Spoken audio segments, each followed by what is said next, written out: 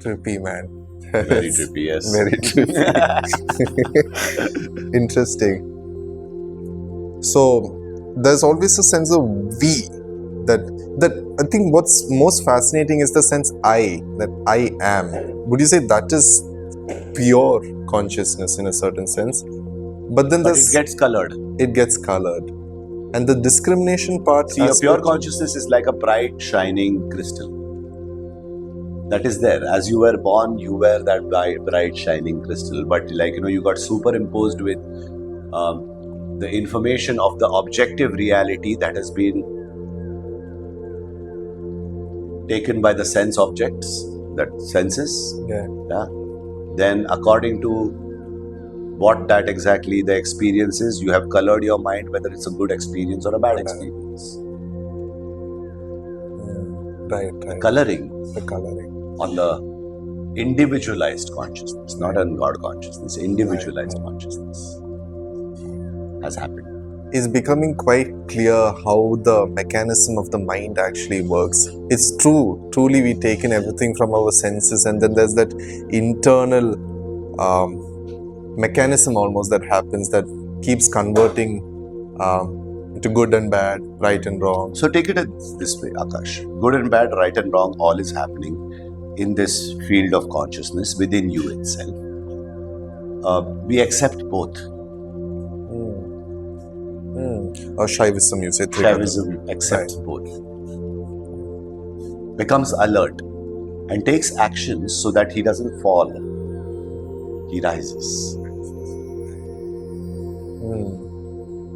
And this rising, right? How? Because for you also, I feel you can tell for yourself when you started off the journey and the person you are today is, you would say same also, but also probably a huge quantum shift in the way you have transformed over the years. That old Amitabh died, guys. Right. And that illumination happened and it never left me. And do you think that old Amitabh who was there, who was doubting himself, doubting this reality,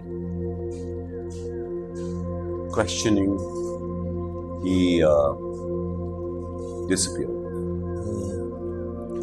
Wow. And this illumination, is it like stages, is it like levels, or is it like that's First you'll have sporadic illuminations. Okay. And then that illumination is you. Look at it this way. Currently, via your thoughts, feelings and actions, you are creating your own reality. Every moment of time, you have been given free will choices. People who say you don't have free will, I don't agree. Limited free will. Right. You don't have unlimited free will. You have limited free will. But every given moment of your life, in your timeline, you are given choices to move either towards your rising or towards your falling. Which you choose is your choice. So almost like there are things that can contract us, like expand us. Okay. You have to choose whether you want to be in a puddle or a flow. And the core differences of, we were just going into that topic also about how Advaita has a tendency to netty everything away, right? Not this, not that. Not this. Neti. Right. And Shaivism, on the other hand, it's more of says yeti.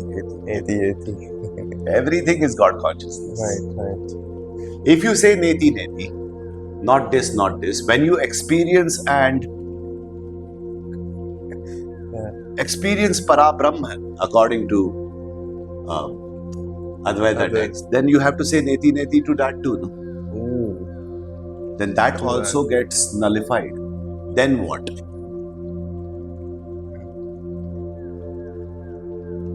Then that also is Maya and that also is illusion. Right.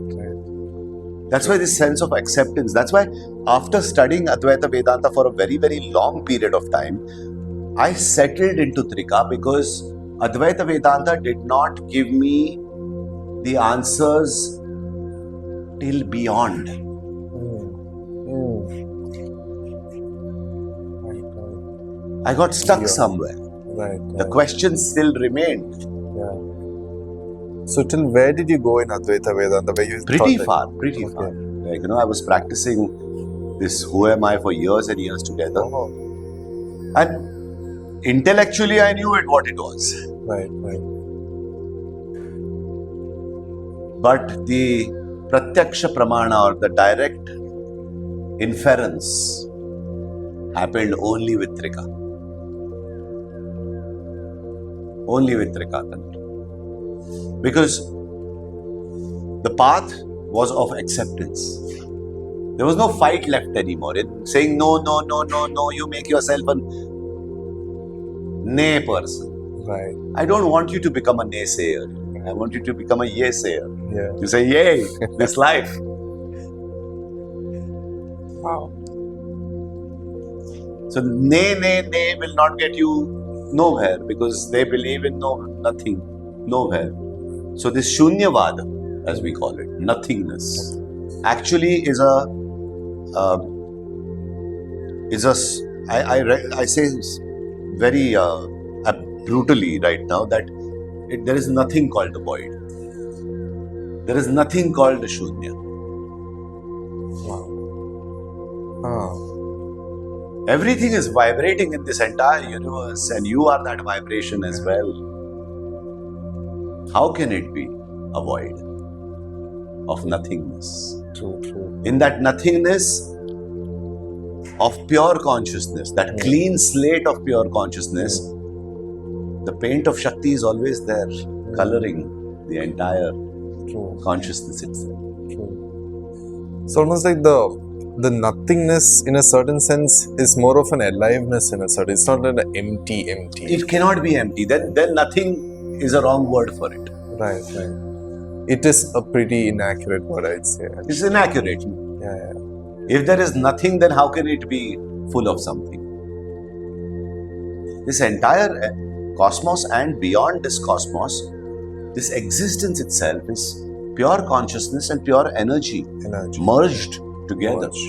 So at points of time, this energy creates universes, and at points of time, nothing is happening. But that energy has not been, that Shakti has not been eliminated in the process. So is it almost like the Shakti is actually the reason why everything exists? It's the consciousness because of which Shakti exists. Is it because of that pure consciousness, God consciousness known as Shiva in Trika Tantra? He is the one bringing out that energy. Right. But in reality, there is only oneness, right? There is only one. That's why we say consciousness energy cannot be separated. Let's finish for today. This is a long enough podcast for today. Yeah. Thank you very much. Thank you so much. Akash, for having me here. Thank you for shooting this guy. Pleasure. For more, stay tuned in. For sure.